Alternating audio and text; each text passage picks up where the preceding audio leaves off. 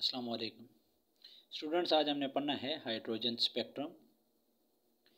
Hydrogen spectrum को समझने के लिए सबसे पहले आप देखें कि ये न्यूक्लियस है, इसमें प्रोटॉन होते हैं। इसके फर्स्ट ऑर्बिट में प्रिंसिपल क्वांटम नंबर जो है n=1।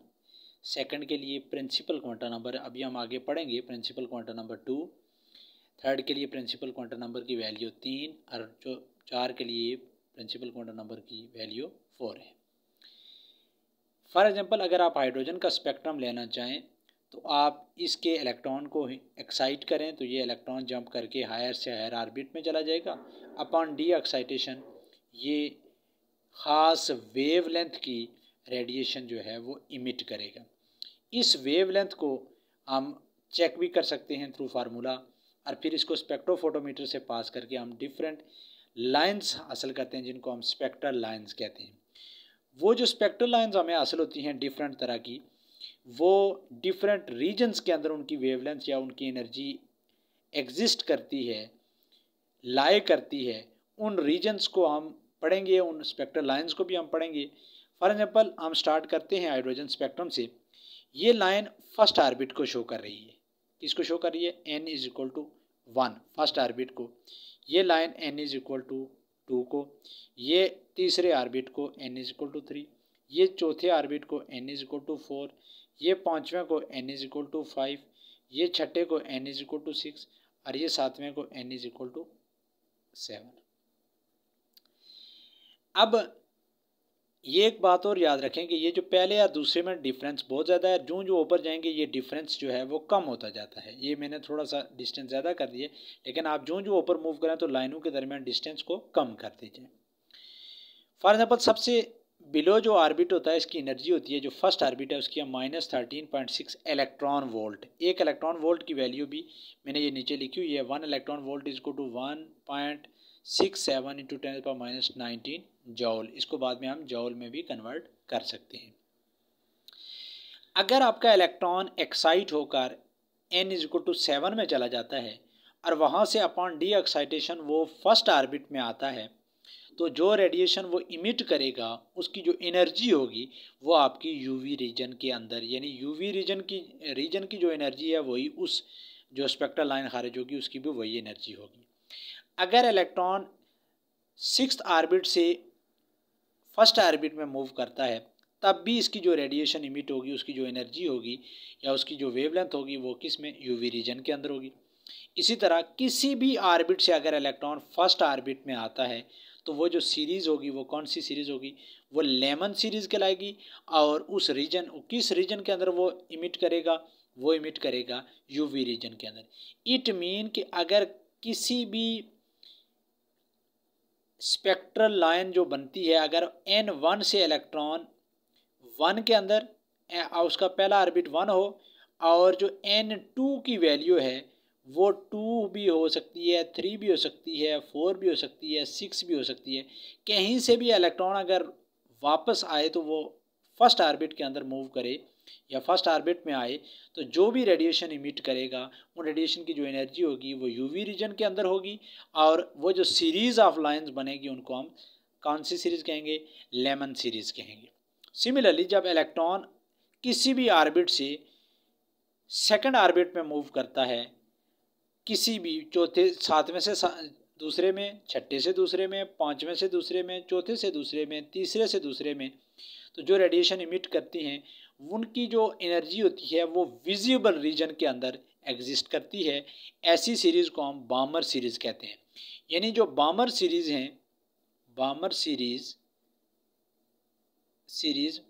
उनमें जो n1 की जो वैल्यू है वो 2 है और n2 की जो वैल्यू है वो 3, 4, 5, 6 अप टू जोन, यानी जिस भी ऑर्बिट से इलेक्ट्रॉन आएगा वो सेकंड ऑर्बिट के अंदर मूव करेगा। अगर इलेक्ट्रॉन जंप करता है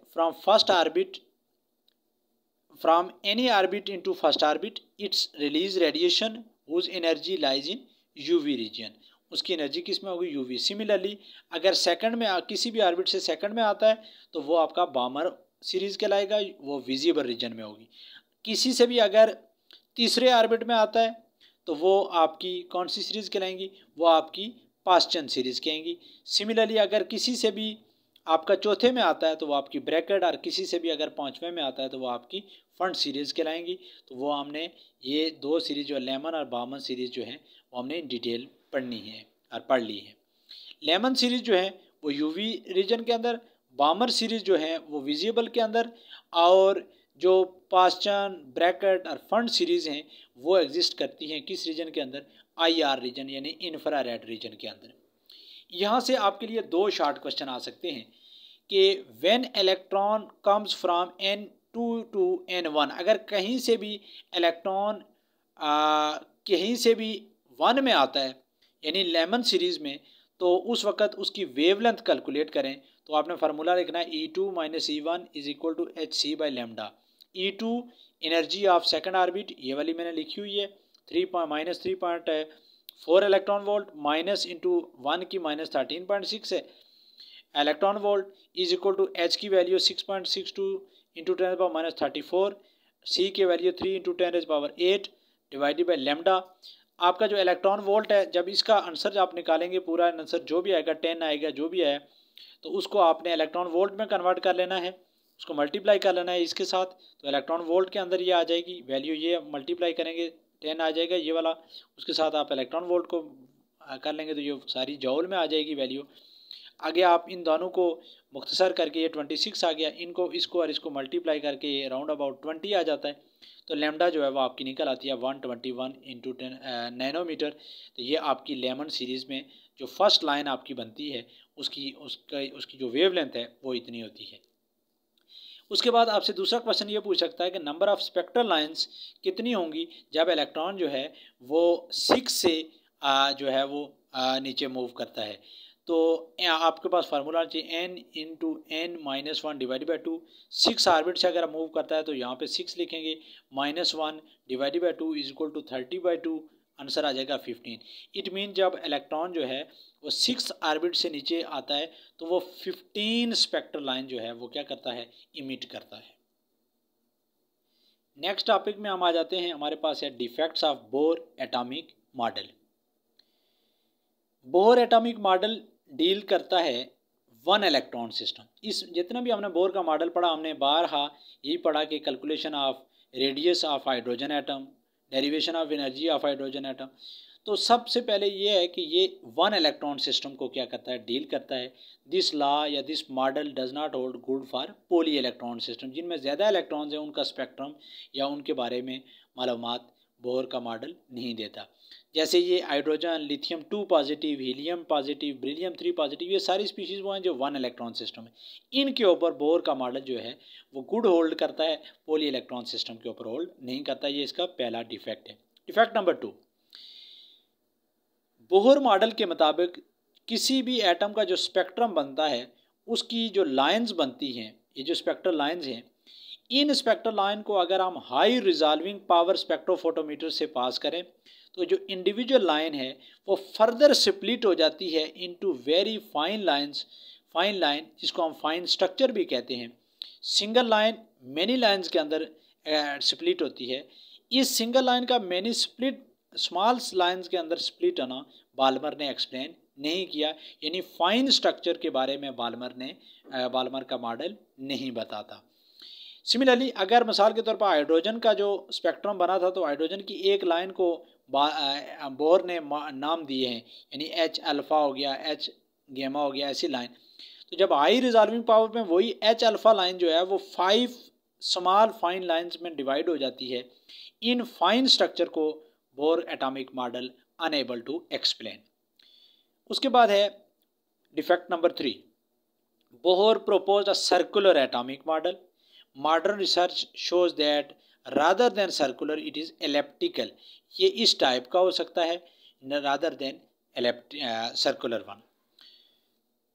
और डिफेक्ट नंबर 4, बोहर ने जो हाइड्रोजन का स्पेक्ट्रम बताया उसमें लाइन जो हैं वो उसकी रेडिएशंस को शो करती हैं कि किस किस वेवलेंथ की हैं, लेकिन अगर इन्हीं स्पेक्ट्रल लाइंस को जब मैग्नेटिक फील्ड के अंदर से गुजारा जाए तो एक जो लाइन है वो फर्दर स्प्लिट हो जाती है, वेरी फर्दर लाइंस के अंदर इसको कहते हैं जीमन इफेक्ट। इस इफेक्ट को क्या कहते हैं कि when spectral lines split in the presence of magnetic field, that is called जीमन effect. Similarly अगर स्पेक्ट्रल लाइंस को इलेक्ट्रिक फील्ड की अंदर से गुजारा जाए तो वो फर्दर स्प्लिट हो जाती हैं, that splitting is called Stark effect.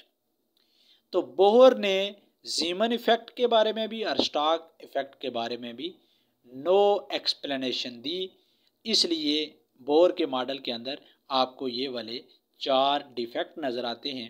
गो कि इसने बहुत अच्छा काम किया, रदरफोर्ड के मॉडल में बहुत सी खामियां इसने दूर की। हाउएवर इसके अपने मॉडल के अंदर ये 4 जो है वो बड़े मेन डिफेक्ट जो हैं वो बाकी रह गए। इंशाल्लाह हम नेक्स्ट लेक्चर में हाइजेनबर्ग अनसर्टेनिटी प्रिंसिपल और उसके साथ साथ हम जो है वो क्वांटम नंबर्स की तरफ मूव करेंगे और उससे हमारा चैप्टर भी इंशाल्लाह क्लोज हो जाएगा। Thank you.